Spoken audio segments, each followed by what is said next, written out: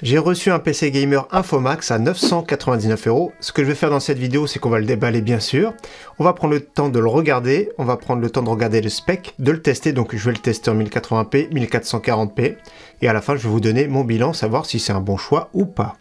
Salut tout le monde, c'est Flo et j'espère que vous avez la forme. Allez, c'est parti, on déballe ce PC, on perd pas trop de temps. Donc déjà, comme vous voyez, il est bien emballé. Donc au niveau de la livraison, pas de souci. Alors déjà, j'ai pas besoin de faire le coup du verre trempé pour dire que c'est fragile. C'est marqué ici, c'est très fragile. Donc je le déballe par en dessous, moi.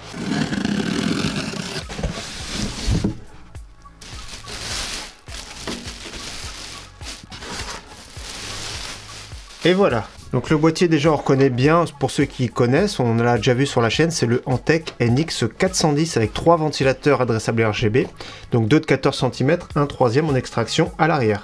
Donc là il faut faire attention, je vais le coucher, parce que c'est une vitre en verre trempé format portière, je vais l'enlever, je vais la mettre de côté. Donc voilà, tout est bien emballé, on va vérifier qu'il y ait bien tout dedans. La carte graphique est supportée ici par un petit polystyrène. Et il y a un petit sachet à l'avant avec tous les accessoires, donc câble d'alimentation, etc. On va regarder maintenant la fiche produit, après on va faire un petit tour sur le câble management, voir si tous les produits sont bien respectés. Donc câble management, ce qui est visible et ce qui est non visible bien sûr. Donc ici nous sommes sur le site Infomax PC Gamer, recommandé by FNK Hardware. Donc le prix, on regarde vite fait, le prix il a 1049 € lorsque j'enregistre la vidéo. Au moment de la sortie, il sera 999 €. Donc on va voir composant par composant si c'est un bon choix ou pas. Voir si on peut faire moins cher. Bien sûr, souvent c'est possible de faire un petit peu moins cher quand on assemble nous-mêmes nos composants. Il faut acheter à droite, à gauche. Donc c'est ce qu'on va faire. On va voir les prix, le prix final. Certains sites allemands, on le sait très bien, qui sont des fois un peu moins chers également quand il y a des promotions. Notamment, je relais en bon plan, notamment sur le site Agando, parfois Memory PC. Donc le tour de la configuration, donc le boîtier Antec NX410, c'est celui-ci avec les 3 ventilateurs. On va le démarrer. Donc à l'arrière c'est un 12 cm, j'avais dit 14, donc je vois direct que c'est un 12. Le processeur qui fait plaisir, le i5 12400F, le petit processeur de chez Intel qui est pas mal. Son concurrent c'est le Ryzen 5 5600, 5600X. Donc franchement c'est un bon processeur, c'est très polyvalent. Carte mère de chez Asus. Donc j'ai ici la boîte Asus Prime B660MA en DDR4. Donc c'est une carte mère micro ATX avec 4 slots de RAM, donc ça reste une carte mère correcte, hein. C'est pas non plus exceptionnel en soi. Nous avons 16 Go en DDR4 3600, c'est vraiment pas mal. La carte graphique RX 6700, un très beau modèle de chez Sapphire, modèle Pulse, donc on l'a déjà vu sur la chaîne, hein, pas mal cette carte graphique. Au niveau stockage, il faut 1 Tera dans cette gamme de prix maintenant, donc Crucial P3, excellent SSD, donc il va être caché juste derrière le dissipateur. Ensuite, on a une alimentation de 750 watts de la marque FSP, la Hyper Pro en 80 plus bronze. Nous avons Windows 10 d'installer en version d'évaluation, montage spécial FNK, donc sous 5 jours hors week-end, avec activation du profil XMP. Donc l'avantage bien sûr d'un PC assemblé, comme ici sur Infomax ou d'autres boutiques bien sûr, là c'est un site français, donc garantie de 2 ans, avec prise en charge des frais de retour pour les 3 premiers mois. Donc comme j'ai dit, c'est possible de faire moins cher, mais dans ces cas-là, quand même, c'est un PC qui est déjà monté et avec une garantie. Donc 1049 €, il y aura une réduction au moment de sortie de la vidéo, je mettrai le lien en description. Ce sera 999 € à durée limitée. Donc maintenant concernant le câble management, hein, je vous montre, n'hésitez pas à me dire ce que vous en pensez. Moi ce que j'aime pas, c'est les cartes mères micro ATX dans des grands boîtiers. Pourquoi j'aime pas? Parce que souvent sur le bas, on voit plus les câbles apparents, vous savez, tous les petits câbles qui traînent, je trouve ça pas très esthétique en soi. Après voilà, tout prend bien sa place. Sur le top, vous pourrez mettre plus tard un water cooling de 240 mm. Il y a des options disponibles également quand vous commandez, comme la plupart du site, notamment le système de refroidissement, ou si vous voulez un autre stockage, des disques durs, etc. Donc voilà, ça reste vraiment très correct au niveau du cable management, difficile de faire mieux. On va regarder de ce côté-là. Donc c'est un cable management qui est très correct, c'est pas exceptionnel, on peut toujours faire mieux. Ça reste vraiment pas mal, tout prend bien sa place, la porte ferme bien, il y a encore pas mal de place.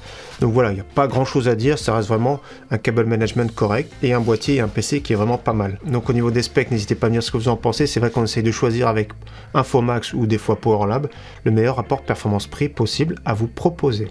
Donc ce que je vais faire, c'est que je vais le démarrer bien sûr. Voilà. Donc l'alimentation, faites bien attention qu'il est sur un bouton power. Ah, c'est déjà joli. Pour les cycles d'éclairage, le petit bouton. Ah voilà, ça c'est top. C'est vraiment pas mal. Donc ce que je vais faire moi maintenant, c'est que je vais prendre le temps de le tester, c'est-à-dire 1080p, 1440p. On va parler bien sûr du prix global, voir si c'est un bon choix ou non. Et je vous laisse avec cette petite transition.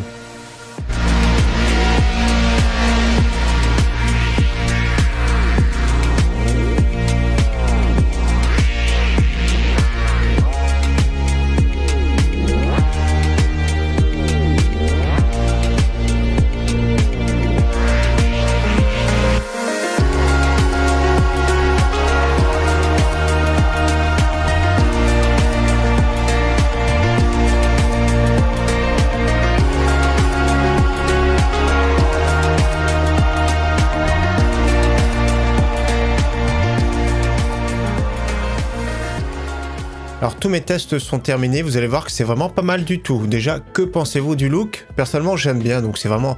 faut faire des concessions, c'est sûr, sur un PC environ 1000 € aujourd'hui, mais c'est un PC qui est fonctionnel, qui est vraiment très cohérent, et qui permet de jouer, vous allez voir, j'ai pris toutes mes notes à tous les jeux du moment. Donc on perd pas trop de temps, j'ai fait les tests, tout en qualité élevée, comme à chaque fois, je vous conseille d'optimiser vos réglages, bien sûr. Donc là, on part sur Call of Duty Modern Warfare 2, donc c'est le multijoueur, le benchmark intégré. Nous sommes en 1080p à 155 de moyenne. En 1440p, on tape les 111 fps de moyenne. On passe au benchmark de Far Cry 6 maintenant, donc en 1080p, très fluide, sans souci. Nous sommes à 122 de moyenne. En 1440p, à peine en dessous, on faisait une moyenne de 102, donc ce qui est vraiment excellent. On passe à Horizon Zero Dawn, en 1080p, une moyenne de 120 fps. Et en 1440p, ça chute un petit peu, une moyenne de 85, ce qui est déjà super correct pour ce type de jeu. On passe à Cyberpunk 2077 qui est très exigeant, donc j'ai désactivé le FSR. En activant le FSR, on gagne des FPS bien sûr. Donc en 1080p élevé, une moyenne de 83.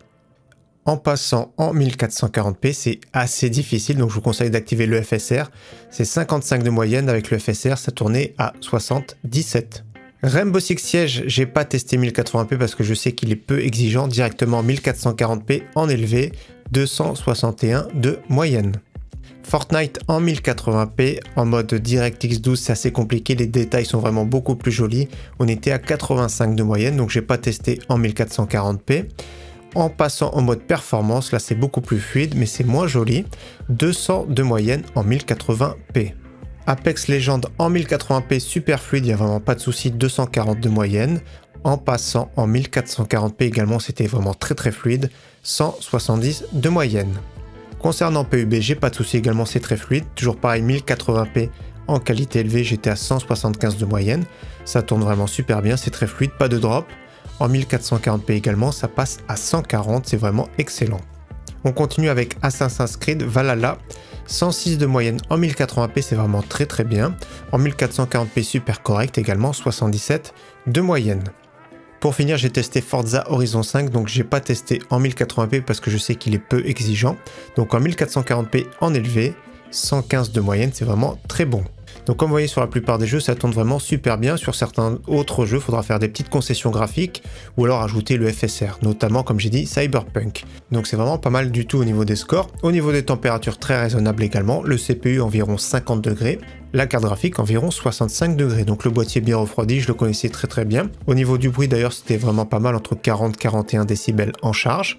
Au niveau de la consommation, franchement c'est bien, 280-290 watts environ en charge, donc c'est vraiment excellent. Et pour finir au niveau des benches, au niveau 3 des marques, ça vous donne une idée, le Time Spy, la démo qui est gratuite sur Steam, 10 955 points. Donc bonne performance, c'est un PC qui est vraiment super bien équilibré. Donc on retourne sur le PC ici, notamment sur la fiche produit Infomax, on vérifie le prix, donc 1049 € toujours, donc j'enregistre le 2 février.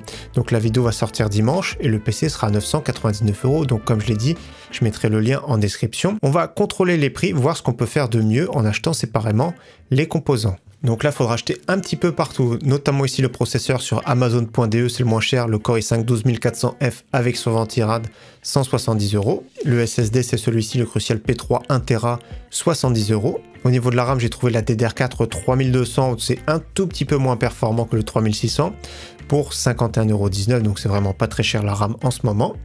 Au niveau de la carte mère, j'ai trouvé une carte mère qui est de meilleure qualité, qui est une baisse de prix, je suis impressionné par rapport au prix. La MSI B660M Mortar qui est vraiment excellente, donc meilleure qualité pour la carte mère, et pour un prix vraiment canon en ce moment.